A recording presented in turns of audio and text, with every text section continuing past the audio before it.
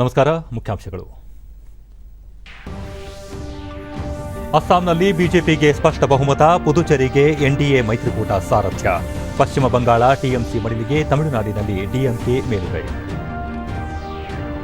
ಬೆಳಗಾವಿ ಲೋಕಸಭಾ ಕ್ಷೇತ್ರ ಬಿಜೆಪಿ ತೆಕ್ಕೆಗೆ, ಬಸವ ಕಲ್ಯಾಣದಲ್ಲಿ ನಗೆ ಬೀರಿದ ಕಮಲ. ಮಸ್ಕಿ ವಿಧಾನಸಭಾ ಕ್ಷೇತ್ರ ಉಳಿಸಿಕೊಂಡ ಕಾಂಗ್ರೆಸ್.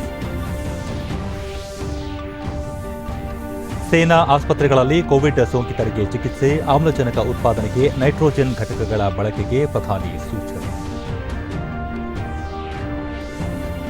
ರಾಜ್ಯದಲ್ಲಿ ಇಂದು ಕೋವಿಡ್ ಸೋಂಕಿತರ ಸಂಖ್ಯೆ ಇಳಿಮುಖ, 37,733 ಮಂದಿಗೆ ಸೋಂಕು ದೃಢ.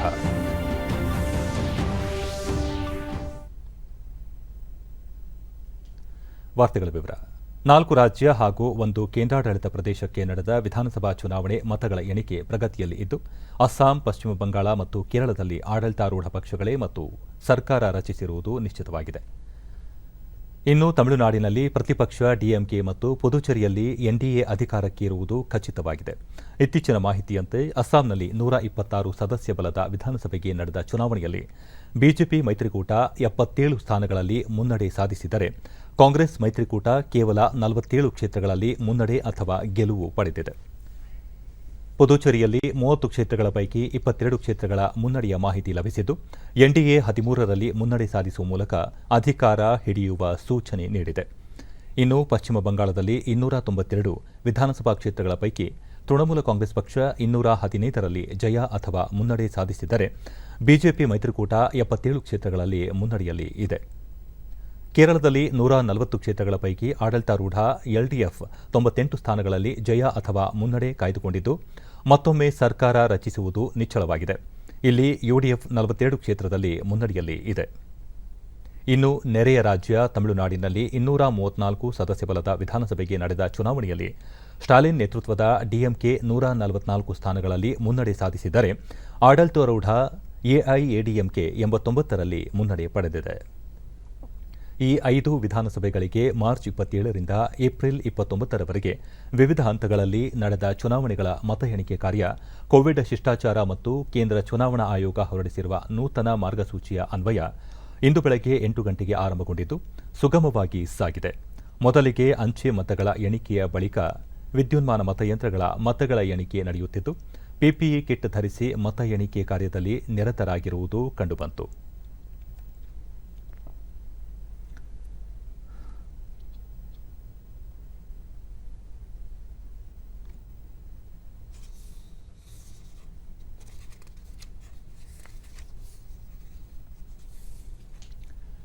ಪಶ್ಚಿಮ ಬಂಗಾಳ ವಿಧಾನಸಭೆ ಚುನಾವಣೆಯಲ್ಲಿ ಜಯ ಸಾಧಿಸಿದ ಮಮತಾ ಬ್ಯಾನರ್ಜಿ ಮತ್ತು ಅವರ ಪಕ್ಷಕ್ಕೆ ರಕ್ಷಣಾ ಸಚಿವ ರಾಜನಾಥ್ ಸಿಂಗ್ ಅಭಿನಂದನೆ ಸಲ್ಲಿಸಿದ್ದಾರೆ.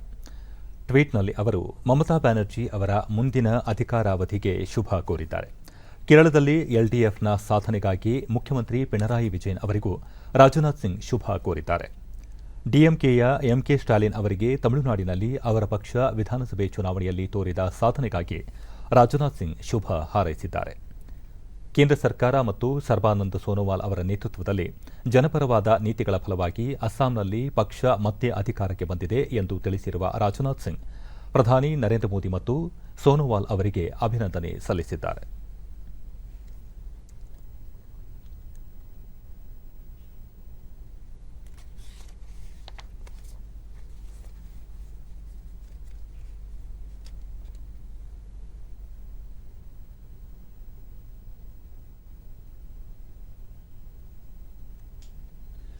ತೀವ್ರ ಕುತೂಹಲ ಕೆರಳಿಸಿದ್ದ ಬೆಳಗಾವಿ ಲೋಕಸಭಾ ಕ್ಷೇತ್ರದ ಉಪಚುನಾವಣೆಯ ಮತ ಎಣಿಕೆ ಪೂರ್ಣಗೊಂಡಿದ್ದು, ಬಿಜೆಪಿ ಮಂಗಳಾ ಸುರೇಶ್ ಅಂಗಡಿ 5,240 ಮತಗಳ ಅಂತರದಿಂದ ಗೆಲುವು ಸಾಧಿಸಿದ್ದಾರೆ.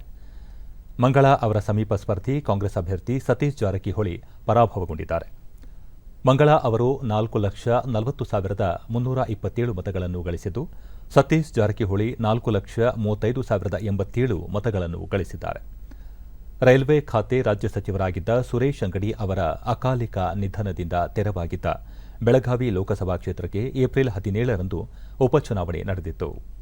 ಉಪಚುನಾವಣೆಯಲ್ಲಿ ಗೆಲುವು ಸಾಧಿಸಿರುವ ಬಿಜೆಪಿ ಅಭ್ಯರ್ಥಿ ಮಂಗಳಾ ಸುರೇಶ್ ಅಂಗಡಿ ತಮಗೆ ಗೆಲುವಿಗೆ ಶ್ರಮಿಸಿದ ಪಕ್ಷದ ಮುಖಂಡರು, ಕಾರ್ಯಕರ್ತರು ಮತ್ತು ಮತದಾರರಿಗೆ ಅಭಿನಂದನೆಗಳು. ತಮ್ಮ ಪತಿ ಸುರೇಶ್ ಅಂಗಡಿ ಅವರು ಕ್ಷೇತ್ರದ ಅಭಿವೃದ್ಧಿಗೆ ರೂಪಿಸಿದ್ದ ಯೋಜನೆಗಳನ್ನು ಮುಂದುವರಿಸುವುದಾಗಿ ತಿಳಿಸಿದರು.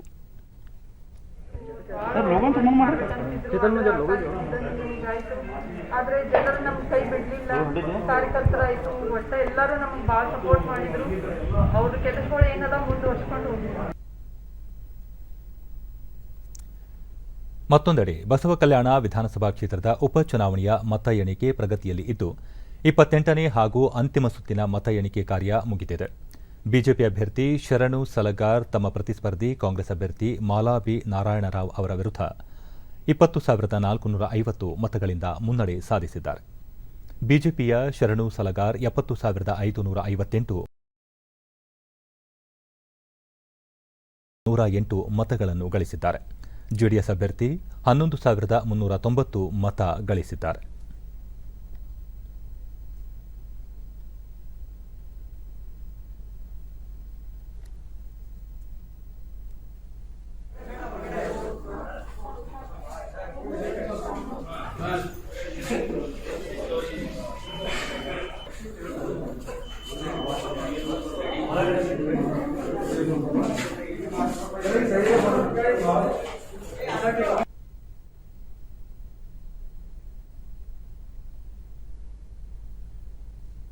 ಮಸ್ಕಿ ವಿಧಾನಸಭಾ ಕ್ಷೇತ್ರದ ಉಪಚುನಾವಣೆಯ ಮತ ಎಣಿಕೆ ಕಾರ್ಯ ಮುಗಿದಿದ್ದು, ಕಾಂಗ್ರೆಸ್ ಅಭ್ಯರ್ಥಿ ಆರ್ ಬಸವನಗೌಡ ತುರುವಿಹಾಳ್ ಬಿಜೆಪಿ ಅಭ್ಯರ್ಥಿ ಪ್ರತಾಪ್ ಗೌಡ ಪಾಟೀಲ್ ಅವರ ವಿರುದ್ಧ ಗೆಲುವು ಸಾಧಿಸಿದ್ದಾರೆ.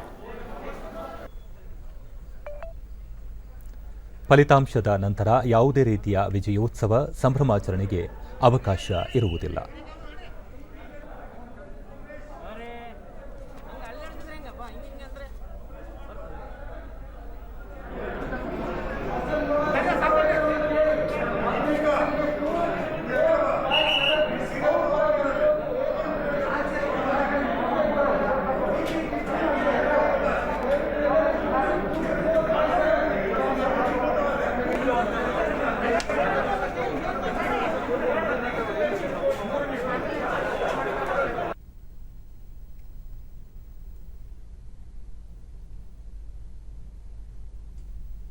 ನಾಲ್ಕು ರಾಜ್ಯ ಮತ್ತು ಒಂದು ಕೇಂದ್ರಾಡಳಿತ ಪ್ರದೇಶದ ಚುನಾವಣೆಯನ್ನು ಯಶಸ್ವಿಯಾಗಿ ನಡೆಸಲು ಸಹಕರಿಸಿದ ಎಲ್ಲ ರಾಜ್ಯಗಳ ಮುಖ್ಯ ಚುನಾವಣಾಧಿಕಾರಿಗಳು, ಸ್ಥಳೀಯ ಆಡಳಿತ ಮತ್ತು ಮತದಾರರಿಗೆ ಕೇಂದ್ರ ಚುನಾವಣಾ ಆಯೋಗ ಧನ್ಯವಾದ ಅರ್ಪಿಸಿದೆ. ಉಪಚುನಾವಣೆ ಆಯುಕ್ತ ಉಮೇಶ್ ಸಿನ್ಹಾ ಮಾಸ್ಕ್ ಧರಿಸಿ, ಸ್ಯಾನಿಟೈಸರ್ ಬಳಸಿ, ವ್ಯಕ್ತಿಗತ ಅಂತರ ಕಾಯ್ದುಕೊಂಡು ಉತ್ಸಾಹದಿಂದ ಮತದಾನದಲ್ಲಿ ಪಾಲ್ಗೊಂಡ ಮತದಾರರಿಗೆ ಧನ್ಯವಾದ ಹೇಳಿದರು. ಕೋವಿಡ್ ನಡುವೆಯೂ ಸುರಕ್ಷಿತ, ಸುಗಮ ಮತ್ತು ನ್ಯಾಯಸಮ್ಮತ ಚುನಾವಣೆಗಾಗಿ ಆಯೋಗ ಎಲ್ಲ ಅಗತ್ಯ ಕ್ರಮ ಕೈಗೊಂಡಿತ್ತು. 5 ರಾಜ್ಯಗಳಲ್ಲಿ 80 ವರ್ಷ ಮೇಲ್ಪಟ್ಟ ಹಿರಿಯ ನಾಗರಿಕರು, ದಿವ್ಯಾಂಗ ಮತ್ತು ಕೋವಿಡ್ ಪೀಡಿತರು ಮತ್ತು ಅಗತ್ಯ ಸೇವೆಗಳ ಉದ್ಯೋಗಿಗಳ ವಿಭಾಗಗಳಲ್ಲಿ ಮತದಾರರಿಗೆ ಅಂಚೆ ಮತಪತ್ರ ಸೌಲಭ್ಯ ನೀಡಲಾಗಿತ್ತು. ಇದು ಅಂಚೆ ಮತಪತ್ರಗಳಲ್ಲಿ 400% ಹೆಚ್ಚಳಕ್ಕೆ ಸಾಕ್ಷಿಯಾಗಿತ್ತು ಎಂದರು. ಮತ ಎಣಿಕೆಯ ಕಾರ್ಯಕ್ಕೆ ಆಯೋಗವು 822 ಆರ್ಒಗಳು ಮತ್ತು 7,000 ಎಆರ್ಒಗಳನ್ನು ಈ 5 ರಾಜ್ಯಗಳಲ್ಲಿ ನಿಯುಕ್ತಿಗೊಳಿಸಿತ್ತು. ಸೂಕ್ಷ್ಮ ವೀಕ್ಷಕರು ಸೇರಿದಂತೆ ಅಂದಾಜು 95,000 ಮತ ಎಣಿಕೆ ಅಧಿಕಾರಿಗಳು ಎಣಿಕೆಯ ಕಾರ್ಯ ನಿರ್ವಹಿಸಿದರು ಎಂದು ತಿಳಿಸಿದರು. ಚುನಾವಣಾ ಸಂದರ್ಭದಲ್ಲಿ ಕೋವಿಡ್ ಹಿನ್ನೆಲೆಯಲ್ಲಿ ನೀಡಿದ ಮಾರ್ಗಸೂಚಿಗಳನ್ನು ಪಾಲಿಸುವಂತೆ ಸೂಚಿಸಲಾಗಿತ್ತು. ಉಲ್ಲಂಘಿಸಿದವರ ಮೇಲೆ ಕ್ರಮ ಜರುಗಿಸಲಾಗಿದೆ ಎಂದು ತಿಳಿಸಿದರು.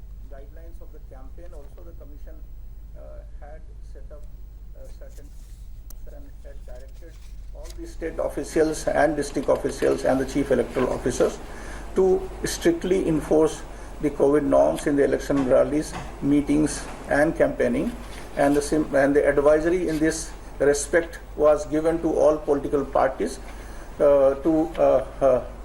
for them to become a role model and ensure that in their rallies and campaign their party workers and their representatives follow the norms of the COVID guidelines. Also that wherever these norms were violated, in that case the district authorities were directed to take necessary action. ಪ್ರಧಾನಿ ನರೇಂದ್ರ ಮೋದಿ ಅವರಿಂದು virtual ಸಭೆಯ ಮೂಲಕ ಸರ್ಕಾರದ ಉನ್ನತಾಧಿಕಾರಿಗಳು ಮತ್ತು ತಜ್ಞರೊಂದಿಗೆ Covid ಪರಿಸ್ಥಿತಿ ಮತ್ತು ಲಸಿಕೆ ಸಂಬಂಧಿತ ವಿಚಾರಗಳು ಹಾಗೂ ಪರಿಸ್ಥಿತಿ ನಿಭಾಯಿಸಲು ಮಾನವ ಸಂಪನ್ಮೂಲ ಹೆಚ್ಚಳ ಕುರಿತಂತೆ ಪರಾಮರ್ಶೆ ನಡೆಸಿದರು. ವಿದೇಶಗಳಿಂದ ಬರುತ್ತಿರುವ ವೈದ್ಯಕೀಯ ಮೂಲಸೌಕರ್ಯ ಸಾಧನಗಳು, ಆಕ್ಸಿಜನ್ ಚುಚ್ಚುಮದ್ದುಗಳು, ವೆಂಟಿಲೇಟರ್, ಆಕ್ಸಿಜನ್ ಉತ್ಪಾದನಾ ಸಲಕರಣೆ ಇತ್ಯಾದಿಗಳನ್ನು ದೇಶದ ವಿವಿಧ ನಗರಗಳಿಗೆ ಸುಗಮವಾಗಿ ತಲುಪಿಸುವ ವಿಚಾರಗಳ ಬಗ್ಗೆಯೂ ಅವರು ಪರಿಶೀಲಿಸಿದರು. ಮಾಜಿ ಯೋಧರು ಸರ್ಕಾರೇತರ ಸ್ವಯಂ ಸೇವಾ ಸಂಸ್ಥೆಗಳ ಸೇವೆಯನ್ನು ಬಳಸಿಕೊಳ್ಳುವ ಕುರಿತಂತೆಯೂ ಪ್ರಸ್ತಾಪಿಸಿದ ಪ್ರಧಾನಿಯವರು ರಾಜ್ಯ ಹಾಗೂ ಕೇಂದ್ರ ಸರ್ಕಾರಗಳು ಸಮನ್ವಯಗಳೊಂದಿಗೆ ಹೇಗೆ ಈ ಸಂಕಷ್ಟವನ್ನು ಮೆಟ್ಟಿ ನಿಲ್ಲಬಹುದು ಎಂಬ ಬಗ್ಗೆಯೂ ಸಲಹೆ ನೀಡಿದರು. ದೇಶಾದ್ಯಂತ ಇರುವ ಸೇನಾ ಆಸ್ಪತ್ರೆಗಳಲ್ಲಿ ಕೋವಿಡ್ ರೋಗಿಗಳಿಗೆ ಚಿಕಿತ್ಸೆ ದೊರಕಿಸುವ ಹಾಗೂ ಸೋಂಕಿನ ಪ್ರಕರಣಗಳು ಹೆಚ್ಚಿರುವ ರಾಜ್ಯಗಳಲ್ಲಿ ಅದರ ನಿರ್ವಹಣೆಗೆ ಕೈಗೊಳ್ಳಬೇಕಾದ ಕ್ರಮಗಳ ಬಗ್ಗೆಯೂ ಪ್ರಧಾನಿ ಈ ಸಭೆಯಲ್ಲಿ ಸಮಾಲೋಚಿಸಿದರು. ಈ ಮಧ್ಯೆ ನೈಟ್ರೋಜನ್ ಸ್ಥಾವರಗಳನ್ನು ವೈದ್ಯಕೀಯ ಆಕ್ಸಿಜನ್ ಸ್ಥಾವರಗಳಾಗಿ ಪರಿವರ್ತಿಸುವ ಮತ್ತು ಪಿಎಸ್ಎ ಸ್ಥಾವರಗಳ ಸ್ಥಾಪನೆ ಮತ್ತು ಅನಿಲ ರೂಪದ ಆಕ್ಸಿಜನ್ ಅನ್ನು ವೈದ್ಯಕೀಯ ಉದ್ದೇಶಕ್ಕೆ ಬಳಸುವ ಕುರಿತಂತೆಯೂ ಪರಾಮರ್ಶೆ ನಡೆಸಿದರು.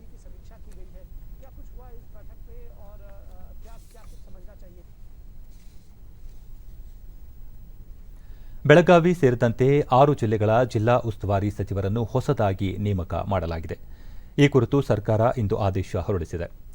ಉಪಮುಖ್ಯಮಂತ್ರಿ ಹಾಗೂ ಲೋಕೋಪಯೋಗಿ ಸಚಿವ ಗೋವಿಂದ ಕಾರಜೋಳ ಬೆಳಗಾವಿ, ಸಚಿವರಾದ ಉಮೇಶ್ ಕತ್ತಿ ಬಾಗಲಕೋಟೆ, ಅರವಿಂದ ಲಿಂಬಾವಳಿ ಬೀದರ್, ಎಂಟಿಬಿ ನಾಗರಾಜ್ ಕೋಲಾರ, ಮುರುಗೇಶ್ ನಿರಾಣಿ ಕಲಬುರಗಿ, ಎಸ್ ಅಂಗಾರ ಚಿಕ್ಕಮಗಳೂರು ಜಿಲ್ಲೆಗೆ ಉಸ್ತುವಾರಿ ಸಚಿವರನ್ನಾಗಿ ನೇಮಕ ಮಾಡಲಾಗಿದೆ.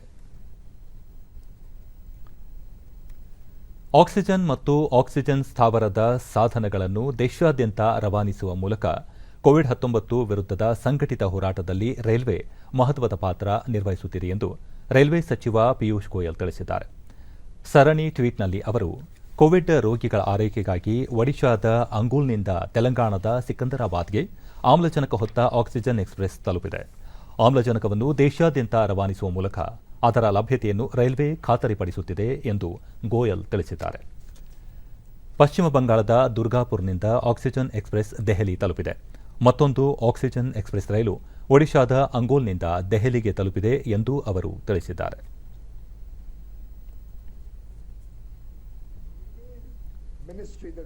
ರಾಜ್ಯದಲ್ಲಿ ಇಂದು ಹೊಸದಾಗಿ 37,733 ಕೋವಿಡ್ ಪ್ರಕರಣಗಳು ದೃಢಪಟ್ಟಿದ್ದು, ಇದರೊಂದಿಗೆ ಒಟ್ಟು ಸೋಂಕು ಪ್ರಕರಣಗಳ ಸಂಖ್ಯೆ 16,01,865ಕ್ಕೆ ಏರಿಕೆಯಾಗಿದೆ.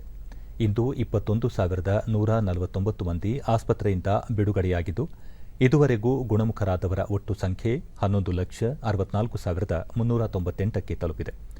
ಇಂದು 217 ಮಂದಿ ಸಾವನ್ನಪ್ಪಿದ್ದು, ಮೃತಪಟ್ಟವರ ಸಂಖ್ಯೆ 16,011ಕ್ಕೆ ಏರಿಕೆಯಾಗಿದೆ.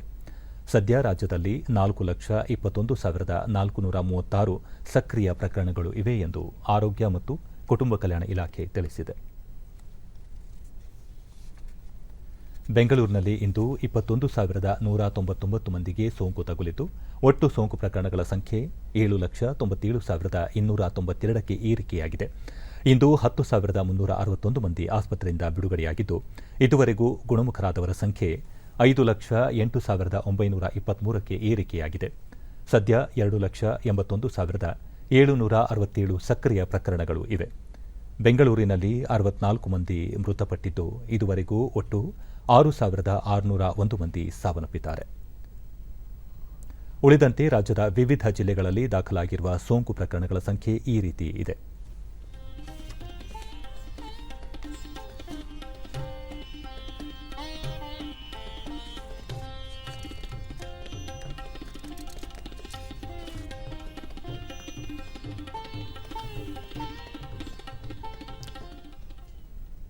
ಹುಬ್ಬಳ್ಳಿಯ ಕಿಮ್ಸ್ ಆಸ್ಪತ್ರೆಗೆ ದಾಖಲಾಗುವ ಕೋವಿಡ್ ಸೋಂಕಿತರಿಗೆ ಅನುಕೂಲ ಮಾಡಿಕೊಡುವ ಉದ್ದೇಶದಿಂದ ಖಾಸಗಿ ಸಂಸ್ಥೆಯೊಂದು ನೀಡಿರುವ 570 ಹಾಸಿಗೆಗಳನ್ನು ಕೇಂದ್ರ ಸಚಿವ ಪ್ರಹ್ಲಾದ್ ಮತ್ತು ಕೈಗಾರಿಕಾ ಸಚಿವ ಜಗದೀಶ್ ಶೆಟ್ಟರ್ ವಿತರಿಸಿದರು. ಜಿಲ್ಲಾಧಿಕಾರಿ ನಿತೇಶ್ ಪಾಟೀಲ್, ಕಿಮ್ಸ್ ನಿರ್ದೇಶಕ ಡಾ ರಾಮಲಿಂಗಪ್ಪ ಅಂಟರತಾನಿ ಮತ್ತಿತರರು ಉಪಸ್ಥಿತರಿದ್ದರು.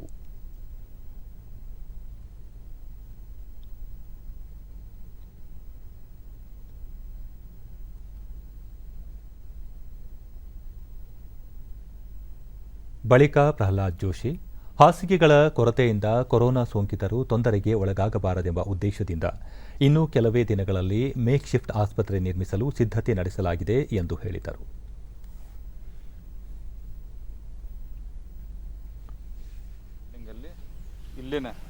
ಅಲ್ಲಿ ಅದನ್ನು ನಾವು ಯೂಸ್ ಮಾಡ್ತೇವೆ.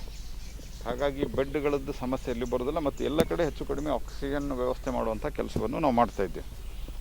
ಇದರ ಜೊತೆಗೆ ಈಗ ಇಡೀ 6-8 ಜಿಲ್ಲೆಯಿಂದ ಇಲ್ಲಿ ಪೇಷಂಟ್ಗಳು ಬರ್ತಾ ಇರೋದರಿಂದ DC ಅವರು ನಿನ್ನೆ ಒಂದು ವರದಿ ಕೊಟ್ಟಿರೋ ಪ್ರಕಾರ ಸುಮಾರು 30-35% ಜನ ಹೊರಗಿನ ಜಿಲ್ಲೆಯಿಂದ ಇಲ್ಲಿ ಬೆಡ್ ಆಕ್ಯುಪೈ ಮಾಡಿದ್ದಾರೆ. ಅದ್ರ ಬಗ್ಗೆ ನಮ್ಮದೇನೂ ಇದೇ ಇಲ್ಲ. ಆದರೆ ಅವ್ರು ಬಂದ ಮೇಲೂ ಉಳಿದವರಿಗೆ ತೊಂದರೆ ಆಗಬಾರ್ದು ಅಂಥೇಳಿ ಮೊನ್ನೆಯಲ್ಲಿ 66 ಬೆಡ್ ಕೋವಿಡ್ ಕ್ಯಾಜುಯಾಲಿಟಿ ಅಂತ ನಾವು ಮಾಡಿದ್ದೇವೆ. ಅದನ್ನು ಡಿಸಾಸ್ಟರ್ ಮ್ಯಾನೇಜ್ಮೆಂಟ್ ಫಂಡದಲ್ಲಿ ಮಾಡಿದ್ದೇವೆ. ಇವತ್ತು ನಾವು ಈಗ ಒಂದು ಸ್ಥಳ ಪರಿಶೀಲನೆಗೆ ಹೊರಟಿದ್ದೇವೆ. ನಾನು ಜಗದೀಶ್ ಶೆಟ್ಟರು DC ಅವರು 2.5 ಎಕರೆ ಜಾಗದಲ್ಲಿ 100 ಬೆಡ್ಡಿನ ಒಂಥರ ವಾರ್ಡ್ ಅನ್ನೋದಕ್ಕಿಂತ ಮಿನಿ ಆಸ್ಪತ್ರೆಯನ್ನು ಅಲ್ಲಿ ನಾವು ತಯಾರು ಮಾಡ್ತಾ ಇದ್ದೇವೆ.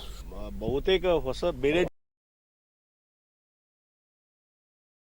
ಇತರ ಮಾಹಿತಿಯನ್ನು ಸರ್ಕಾರಕ್ಕೆ ನೀಡುವಂತೆ ಖಾಸಗಿ ಆಸ್ಪತ್ರೆಗಳಿಗೆ ಸೂಚಿಸಲಾಗಿದ್ದು ಎದುರಾಗುವ ಸಮಸ್ಯೆಗಳನ್ನು ಪರಿಹರಿಸಲು ಸಹಕಾರಿಯಾಗಲಿದೆ ಎಂದರು. ಕೆಲವರು ಜನ ಬರ್ತಾರೆ, ಹೆಚ್ಚಿನ ಸಂಖ್ಯೆಯಲ್ಲಿ ಇವತ್ತು ಬೇರೆ ಬೇರೆ ಹಾಸ್ಪಿಟ್ಲಿಗೆ ಹೋಗ್ತಾರೆ.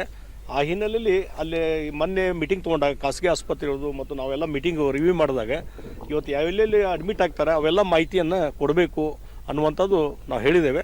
ಆ ಹಿನ್ನೆಲೆ ಆಲ್ಮೋಸ್ಟ್ ಒಂದು ಅವರೇಜ್ 30% ನಮ್ಮ ಧಾರವಾಡ ಜಿಲ್ಲೆ ಏನೇನು ಕೋವಿಡ್ ಪೇಷಂಟ್ ಇದ್ದಾವೆ ಅದರಲ್ಲಿ 30% ಹೊರ ಜಿಲ್ಲೆಯಿಂದ ಬಂದಂಥವ್ರು ಇದ್ದಾರೆ. ಅದ್ರ ಬಗ್ಗೆ ಇವತ್ತು ಮೇಲಿನವ್ರ ಗಮನಕ್ಕೂ ತೊಗೊಂಬಂದಿದ್ದೀವಿ. ನಾವು ಮಾನವೀಯ ದೃಷ್ಟಿಯಿಂದ ನಾವು ನೋಡಬೇಕಾಗ್ತದೆ. ಇಲ್ಲ ನೀವು ಹೊರ ಜಿಲ್ಲೆಯಿಂದ ಇದ್ದೀರಿ ಇಲ್ಲಿ ಬರಬೇಡ್ರಿ ಅಂತ ಅನ್ಲಿಕ್ಕೂ ಬರೋದಿಲ್ಲ. ಆ ಹಿನ್ನೆಲೆಯಲ್ಲಿ ಅದಕ್ಕೆ ಇನ್ನೂ ಹೆಚ್ಚು ಸ್ಟ್ರೆಂಥನ್ ಏನು ಮಾಡಬೇಕು ಸಿಸ್ಟಮ್ಗೆ, ಆ ಕೆಲಸವನ್ನು ನಾವು ಮಾಡ್ತೇವೆ.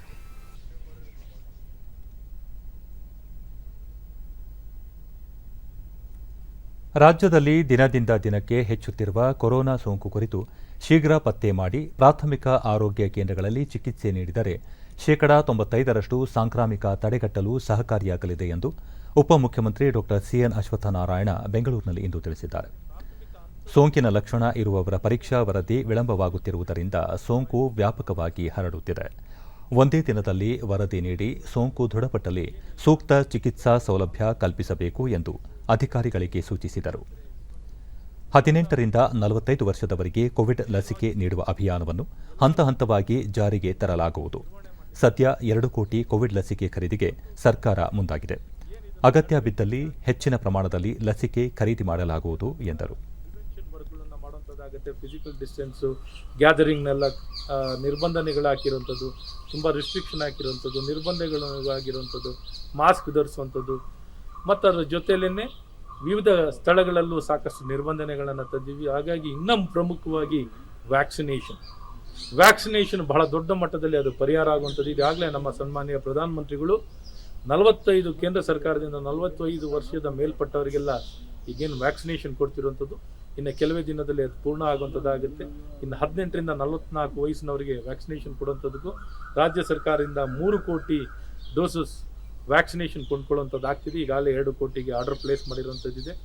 ಇಷ್ಟು ಮಾಡೋ ಮೂಲಕ ಭಾಳ ವೇಗದಲ್ಲಿ ತ್ವರಿತವಾಗಿ ಇವೆಲ್ಲವನ್ನೂ ಕಾರ್ಯವನ್ನು ಮಾಡಿ ಒಂದು ಕಡೆ ತಡೆಗಟ್ಟಲಿಕ್ಕೆ, ಒಂದು ನಿರ್ವಹಣೆ ಮಾಡಲಿಕ್ಕೆ ಸರ್ವ ಪ್ರಯತ್ನಗಳನ್ನು ಮಾಡ್ತಾ ಇದ್ದೀವಿ. ಈ ಸವಾಲು ಸಮಸ್ಯೆ ಎಲ್ಲ ಕಡೆ ಇದೆ. ಆದರೆ ನಾವು ಭಾಳಷ್ಟು ಸರ್ಕಾರದಲ್ಲಿ ಪ್ರಾಮಾಣಿಕ ಪ್ರಯತ್ನವನ್ನು ಮಾಡಿ ಜನರ ಜೀವನ ಉಳಿಸಲಿಕ್ಕೆ ಮತ್ತು ಅವರ ಜೀವನವನ್ನು ಮತ್ತು ಜೀವನಾಂಶವನ್ನು ಒದಗಿಸೋ ಮೂಲಕ ಎಲ್ಲವನ್ನು ಬ್ಯಾಲೆನ್ಸ್ ಮಾಡಿ ಉತ್ತಮವಾಗಿ ನಿರ್ವಹಣೆಯನ್ನು ಮಾಡ್ತೀವಿ ಅನ್ನೋ ವಿಶ್ವಾಸದಲ್ಲಿ ಹೇಳುತ್ತೆ. ಆಮ್ಲಜನಕ ಸೇರಿದಂತೆ ಅಗತ್ಯ ವೈದ್ಯಕೀಯ ಸಾಮಗ್ರಿ ಸಂಗ್ರಹಿಸಿಡುವುದನ್ನು ನಿಲ್ಲಿಸುವಂತೆ ಭಾರತದಲ್ಲಿರುವ ವಿವಿಧ ದೇಶಗಳ ರಾಯಭಾರ ಕಚೇರಿ ಮತ್ತು ಹೈಕಮಿಷನ್ಗಳಿಗೆ ವಿದೇಶಾಂಗ ಸಚಿವಾಲಯ ಆಗ್ರಹಿಸಿದೆ. ರಾಯಭಾರ ಕಚೇರಿಗಳು ಮತ್ತು ಹೈಕಮಿಷನ್ಗಳೊಂದಿಗೆ ಶಿಷ್ಟಾಚಾರದ ಮುಖ್ಯಸ್ಥರು ಮತ್ತು ಇಲಾಖೆಗಳ ಮುಖ್ಯಸ್ಥರು ಸತತ ಸಂಪರ್ಕದಲ್ಲಿರುವುದಾಗಿ ವಿದೇಶಾಂಗ ವ್ಯವಹಾರಗಳ ಸಚಿವಾಲಯದ ಅಧಿಕೃತ ವಕ್ತಾರ ಅರಿಂದಮ್ ಬಾಗ್ಚಿ ತಿಳಿಸಿದ್ದಾರೆ. ವಿದೇಶಾಂಗ ವ್ಯವಹಾರಗಳ ಸಚಿವಾಲಯ ಅವರುಗಳ ವೈದ್ಯಕೀಯ ಅದರಲ್ಲೂ ಕೋವಿಡ್ ಸಂಬಂಧಿತ ಬೇಡಿಕೆಗಳಿಗೆ ಸ್ಪಂದಿಸುತ್ತಿದೆ ಮತ್ತು ಆಸ್ಪತ್ರೆಯಲ್ಲಿ ಚಿಕಿತ್ಸಾ ಸೌಲಭ್ಯ ಕಲ್ಪಿಸುತ್ತಿದೆ ಎಂದು ತಿಳಿಸಿದ್ದಾರೆ.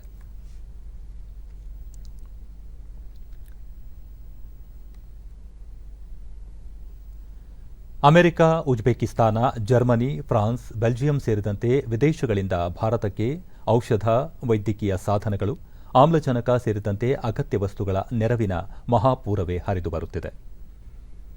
ಅಮೆರಿಕದ ವಿಶೇಷ ವಿಮಾನ ಕಳೆದ ರಾತ್ರಿ 1,000 ಆಕ್ಸಿಜನ್ ಸಿಲಿಂಡರ್ಗಳು ಮತ್ತು ರೆಗ್ಯುಲೇಟರ್ ಹಾಗೂ ಇನ್ನಿತರ ವೈದ್ಯಕೀಯ ಸಾಧನಗಳನ್ನು ಹೊತ್ತು ಭಾರತಕ್ಕೆ ಆಗಮಿಸಿದೆ.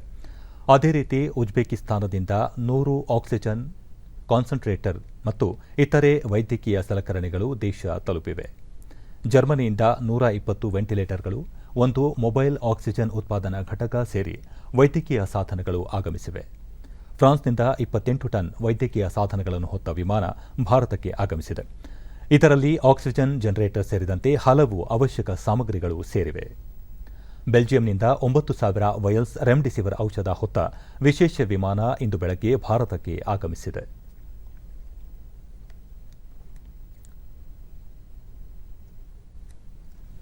ದೇಶದ ಪ್ರಸಕ್ತ ಕೋವಿಡ್-19 ಸಾಂಕ್ರಾಮಿಕ ಪರಿಸ್ಥಿತಿಯ ನಿರ್ವಹಣೆಗೆ ಸಂಬಂಧಿಸಿದಂತೆ ಕೇಂದ್ರ ಸರ್ಕಾರವನ್ನು ಕಾಂಗ್ರೆಸ್ ಮುಖಂಡ ರಾಹುಲ್ ಗಾಂಧಿ ಟೀಕಿಸಿದ್ದಾರೆ.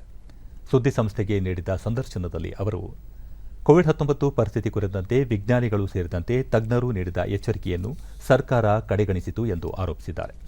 ಕೊರೋನಾ ವೈರಾಣು ವಿರುದ್ಧ ಸರ್ಕಾರದೊಂದಿಗೆ ಕೈಜೋಡಿಸಿ ಶ್ರಮಿಸಲು ಕಾಂಗ್ರೆಸ್ ಪಕ್ಷ ಬಯಸುತ್ತದೆ ಎಂದು ಕೂಡ ಅವರು ತಿಳಿಸಿದ್ದಾರೆ.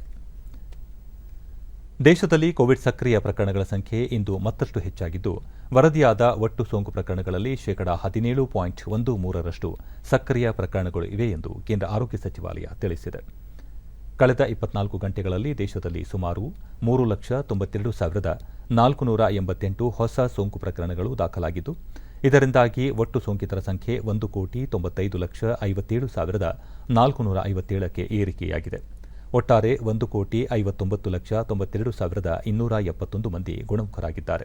ಚೇತರಿಕೆಯ ಪ್ರಮಾಣ 81.77ಕ್ಕೆ ಕುಸಿದಿದೆ. ಈವರೆಗೆ 2,15,542 ಮಂದಿ ಮೃತಪಟ್ಟಿದ್ದು, 1.10% ಎಂದು ಆರೋಗ್ಯ ಸಚಿವಾಲಯ ತಿಳಿಸಿದೆ. ಇದುವರೆಗೆ 15,68,16,031 ಮಂದಿಗೆ ಲಸಿಕೆ ನೀಡಲಾಗಿದೆ.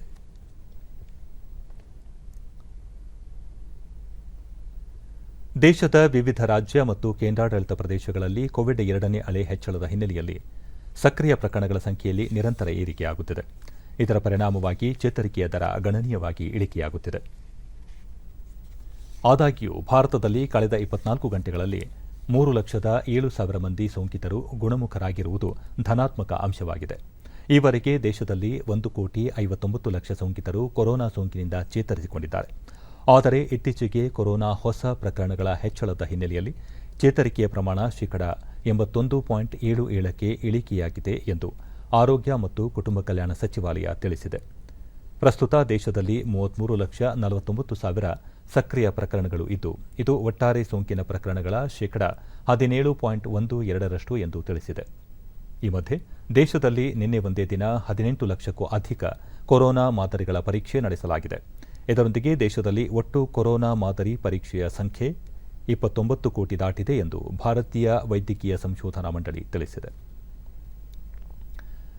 ಚಾಮರಾಜನಗರ ಜಿಲ್ಲೆಯಲ್ಲಿ ಕೊರೋನಾ 2ನೇ ಅಲೆ ವ್ಯಾಪಕವಾಗಿ ಹರಡುತ್ತಿದ್ದು, ಸೋಂಕು ನಿಯಂತ್ರಣಕ್ಕೆ ಜಿಲ್ಲಾಡಳಿತ ಜನರಲ್ಲಿ ಜಾಗೃತಿ ಮೂಡಿಸಲು ಮುಂದಾಗಿದೆ. ಪೊಲೀಸ್ ಇಲಾಖೆ ಜಿಲ್ಲಾಡಳಿತದ ಜೊತೆ ಕೈಜೋಡಿಸಿದೆ. ಜಿಲ್ಲೆಯಲ್ಲಿ ಅನಗತ್ಯವಾಗಿ ಸಂಚರಿಸುವ ವಾಹನಗಳು, ಮಾಸ್ಕ್ ಧರಿಸದವರು, ವ್ಯಕ್ತಿಗತ ಅಂತರ ಕಾಯ್ದುಕೊಳ್ಳದವರಿಗೆ ದಂಡ ವಿಧಿಸಲಾಗುತ್ತಿದೆ. ಪೊಲೀಸ್ ಸಿಬ್ಬಂದಿ ಜಿಲ್ಲಾ ಗಡಿ ಪ್ರದೇಶ ಹಾಗೂ ಜನಸಂದಣಿ ಪ್ರದೇಶದಲ್ಲಿ ತಪಾಸಣೆ ನಡೆಸುವ ಮೂಲಕ ಕೋವಿಡ್ ನಿಯಮ ಉಲ್ಲಂಘಿಸುವವರ ವಿರುದ್ಧ ಕ್ರಮ ಕೈಗೊಳ್ಳುತ್ತಿದ್ದಾರೆ.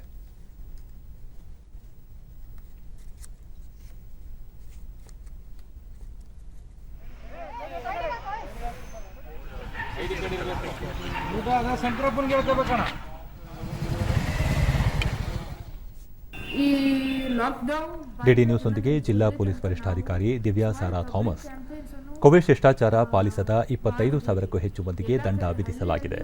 ಕೆಲ ಪ್ರಕರಣಗಳಲ್ಲಿ ದೂರು ದಾಖಲಿಸಲಾಗಿದೆ ಎಂದು ತಿಳಿಸಿದರು. ಎಲ್ಲ ದಿನ ಬೆಳಗ್ಗೆ 6 ಗಂಟೆಯಿಂದ 10 ಗಂಟೆ ತನಕ ಎಲ್ಲ ಅಂಗಡಿಯನ್ನು ಓಪನ್ ಮಾಡಲಿಕ್ಕೆ ಪರ್ಮಿಷನ್ ಇದೆ.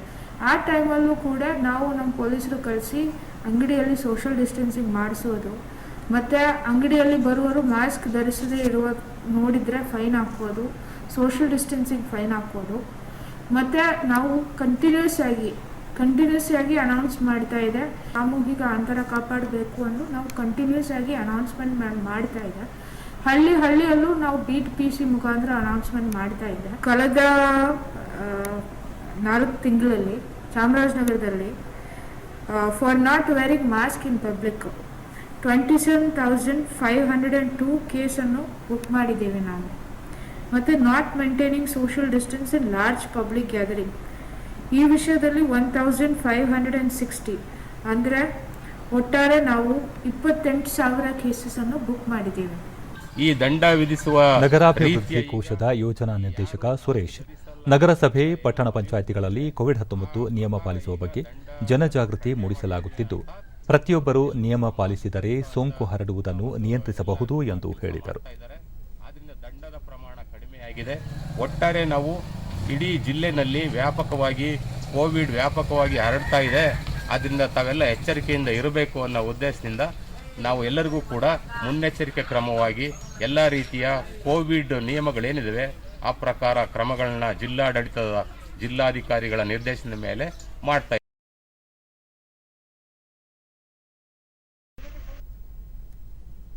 ಭಾರತೀಯ ಸಿನಿಮಾಕ್ಕೆ ವಿಶ್ವಮಟ್ಟದಲ್ಲಿ ಮಾನ್ಯತೆ ತಂದುಕೊಟ್ಟ ಮಹಾನ್ ಚಿತ್ರ ನಿರ್ಮಾಪಕ ಸತ್ಯಜಿತ್ ರೇ ಅವರ 100ನೇ ಜನ್ಮದಿನ ಇಂದು. ಅವರ ಜನ್ಮ ಶತಾಬ್ದಿಯ ಸಂದರ್ಭದಲ್ಲಿ ಅವರ ಕೊಡುಗೆಯನ್ನು ಕೇಂದ್ರ ವಾರ್ತಾ ಮತ್ತು ಪ್ರಸಾರ ಖಾತೆ ಸಚಿವ ಪ್ರಕಾಶ್ ಜಾವಡೇಕರ್ ಸ್ಮರಿಸಿದ್ದಾರೆ. ಟ್ವೀಟ್ನಲ್ಲಿ ಅವರು, ಭಾರತೀಯ ಸಿನಿಮಾ ರಂಗಕ್ಕೆ ಸತ್ಯಜಿತ್ ರೇ ಅವರ ಕೊಡುಗೆ ಅನುಪಮವಾದ್ದು. ಅವರು ದೇಶ ವಿದೇಶಗಳ ಹಲವು ಪೀಳಿಗೆಯ ಚಿತ್ರ ನಿರ್ಮಾಪಕರಿಗೆ ಸ್ಫೂರ್ತಿಯಾಗಿದ್ದಾರೆ.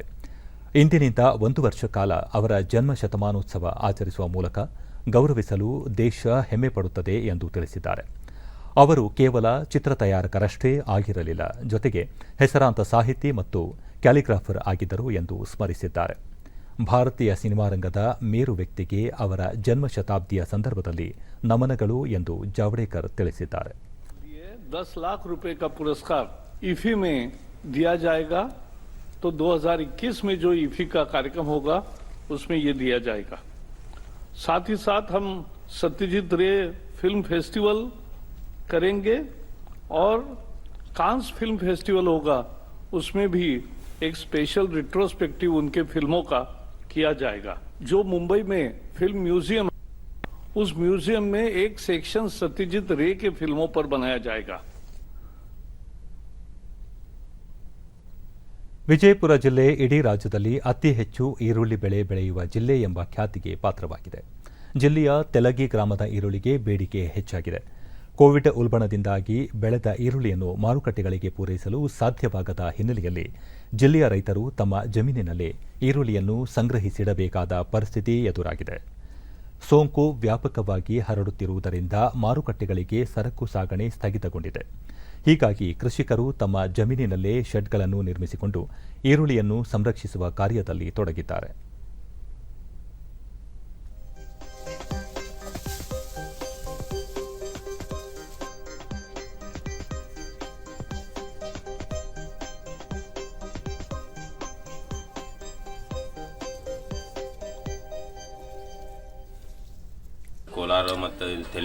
ಡಿಡಿ ನ್ಯೂಸ್ನೊಂದಿಗೆ ಪ್ರಗತಿಪರ ರೈತ ಪ್ರವೀಣ್ ಬಾಳಿಗೇರಿ, ರೈತರು ಸಾವಯವ ಪದ್ಧತಿ ಅಳವಡಿಸಿಕೊಂಡು ಈರುಳ್ಳಿ ಬೆಳೆಯುವುದು ಸೂಕ್ತ.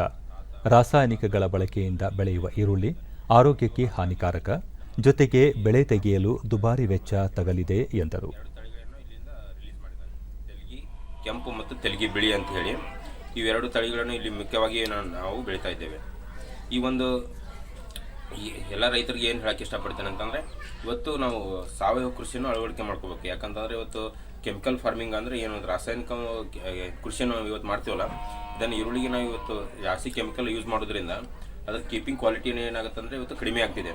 ಮತ್ತು ಅದನ್ನು ಜಾಸ್ತಿ ಏನಾಗುತ್ತಂದರೆ ಇವತ್ತು ಜಾಸ್ತಿ ನಾವು ತಿನ್ನಕ್ಕೆ ಯೂಸ್ ಮಾಡ್ತೀವಲ್ಲ, ಅದರಿಂದ ನಮ್ಮ ಕೆಮಿಕಲ್ ನಮ್ಮ ವಿಷ ಏನಾಗ್ತದೆ ನಮ್ಮ ಬಾಡಿ ಒಳಗೆ ಹೋಯ್ತಂದ್ರೆ ಅದರಿಂದ ನಮ್ಗೆ ಸಾಕಷ್ಟು ರೋಗಾಣುಗಳು ಬರ್ತಾ ಇದ್ದಾವೆ. ಸೊ ಹಾಗಾಗಿ ಇವತ್ತು ನಾವು ಅದನ್ನು ಸಾವಯವ ಕೃಷಿ ಪದ್ಧತಿಯಲ್ಲಿ ಕೊನೆಯಲ್ಲಿ ಮತ್ತೊಮ್ಮೆ ಮುಖ್ಯಾಂಶಗಳು. ಅಸ್ಸಾಂನಲ್ಲಿ ಬಿಜೆಪಿಗೆ ಸ್ಪಷ್ಟ ಬಹುಮತ, ಪುದುಚೇರಿಗೆ ಎನ್ಡಿಎ ಮೈತ್ರಿಕೂಟ ಸಾರಥ್ಯ. ಪಶ್ಚಿಮ ಬಂಗಾಳ ಟಿಎಂಸಿ ಮಡಿಲಿಗೆ ತಮಿಳುನಾಡಿನಲ್ಲಿ ಡಿಎಂಕೆ ಮೇಲುಗೈ. ಬೆಳಗಾವಿ ಲೋಕಸಭಾ ಕ್ಷೇತ್ರ ಬಿಜೆಪಿ ತೆಕ್ಕೆಗೆ, ಬಸವ ಕಲ್ಯಾಣದಲ್ಲಿ ನಗೆ ಬೀರಿದ ಕಮಲ. ಮಸ್ಕಿ ವಿಧಾನಸಭಾ ಕ್ಷೇತ್ರ ಉಳಿಸಿಕೊಂಡ ಕಾಂಗ್ರೆಸ್. ಸೇನಾ ಆಸ್ಪತ್ರೆಗಳಲ್ಲಿ ಕೋವಿಡ್ ಸೋಂಕಿತರಿಗೆ ಚಿಕಿತ್ಸೆ, ಆಮ್ಲಜನಕ ಉತ್ಪಾದನೆಗೆ ನೈಟ್ರೋಜನ್ ಘಟಕಗಳ ಬಳಕೆಗೆ ಪ್ರಧಾನಿ ಸೂಚನೆ. ರಾಜ್ಯದಲ್ಲಿ ಇಂದು ಕೋವಿಡ್ ಸೋಂಕಿತರ ಸಂಖ್ಯೆ ಇಳಿಮುಖ, 37,733 ಮಂದಿಗೆ ಸೋಂಕು ದೃಢ.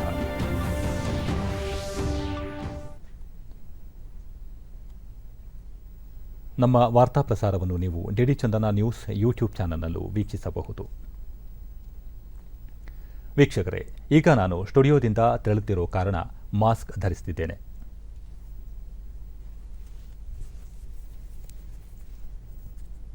ನೀವು ಸಹ ಮನೆಯಿಂದ ಹೊರ ಹೋಗುವ ಮುನ್ನ ಸರಿಯಾದ ಕ್ರಮದಲ್ಲಿ ತಪ್ಪದೆ ಮಾಸ್ಕ್ ಧರಿಸಿ. ವ್ಯಕ್ತಿಗತ ಅಂತರ ಕಾಪಾಡಿಕೊಳ್ಳುವುದರೊಂದಿಗೆ ನೀವು ಸುರಕ್ಷಿತವಾಗಿರಿ, ನಿಮ್ಮವರನ್ನು ಸುರಕ್ಷಿತವಾಗಿ ಇರಿಸಿ. ನೈರ್ಮಲ್ಯಕ್ಕೆ ಆದ್ಯತೆ ನೀಡುವುದರ ಜೊತೆಗೆ ಸೋಂಕು ತಡೆಗೆ 18 ವರ್ಷಕ್ಕೂ ಮೇಲ್ಪಟ್ಟ ಎಲ್ಲರೂ ಕೋವಿಡ್-19 ಲಸಿಕೆ ಪಡೆಯಿರಿ. ಇಲ್ಲಿಗೆ ಇಂದಿನ ವಾರ್ತಾ ಪ್ರಸಾರ ಮುಕ್ತಾಯವಾಯಿತು. ಸತ್ಯ, ಸಮರ್ಥ, ಸಂಪೂರ್ಣ ಸುದ್ದಿಗಾಗಿ ವೀಕ್ಷಿಸಿ ಚಂದನ ವಾರ್ತೆ. ನಮ್ಮ ಮುಂದಿನ ವಾರ್ತಾ ಪ್ರಸಾರ ನಾಳೆ ಬೆಳಗ್ಗೆ 11 ಗಂಟೆಗೆ. ನಮಸ್ಕಾರ.